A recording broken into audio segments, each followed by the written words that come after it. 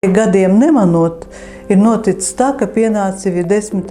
Latvijas ārstu biedrības organizēts kongress dažādu valstu pārstāvjiem, kas sanāk reizi 4 gados.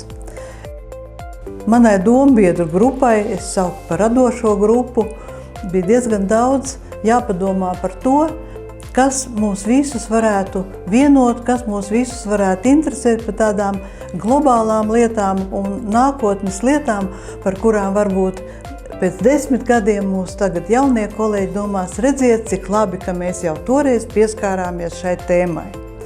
Un tāpēc plenārsēdē, kas saucas profilakses vektori un ārstniecības horizonti, mēs esam izvēlējušies tādu saturu, kas lielā mērā un vairākās prezentācijās šo saturu apvieno. Piemēram, ģenētiskais ietvars profilakses un ārstēšanas jauniem horizontiem.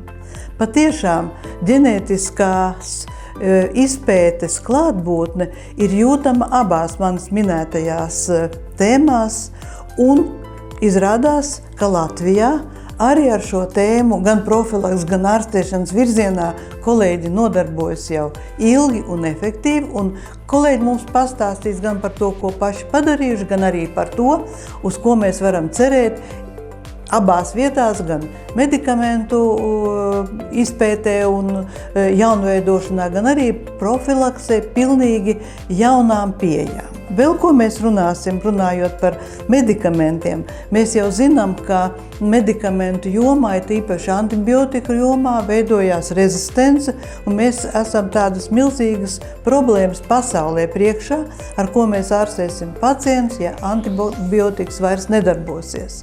Un priekš tā ir dažādi paņēmieni, un tie ir nākotnes izaicinājumi farmācijā, kas ir jāveido, kā pielietot nanotehnoloģijas, un arī šajā jomā Latvijas kolēģiem jau ir iestrādes un būs ko mums pastāstīt pietiekami interesanti un pat diezgan, es domāju, negaidītos aspektos, tā kā mēs varbūt nemaz neesam pieraduši. Un trešais aspekts ārstēšanā, kas varbūt ir vēl negaidītāks, tas ir psihiskās veselības profilakses un ārstēšanas īpatsvaru salīdzinošais vērtējums. Šāda prezentācija nav mums bijusi. Es domāju, ka tā varētu ieinteresēt ļoti daudz. Vienīgi es gribu piebilst, ka domājot un runājot par ārstēšanu šajā sekcijā, mēs runājam par neķirurģisko ārstēšanu. Ķirurģiskiem aspektiem pieskarsies ķirurģi savās sekcijās.